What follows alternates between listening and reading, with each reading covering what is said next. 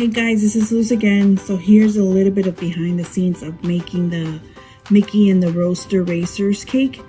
I love this checkerboard pattern, and I know it's kind of tedious, but I just think it gives it a better look and a smoother look as well.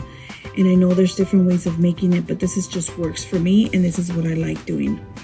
And I think that the whole project was so cool. And what's so cool about the cake is that everything is completely edible, even the toppers, the stars, everything except the sticks, of course, for the star and the little toy that I wanted the birthday boy to have. I just think it was so cool. I haven't worked on a Mickey cake in a while, so I think it just brought me back my childhood memories. Anyhow, let me know if you have any questions, give it a like, and thanks for watching. Till next time, bye.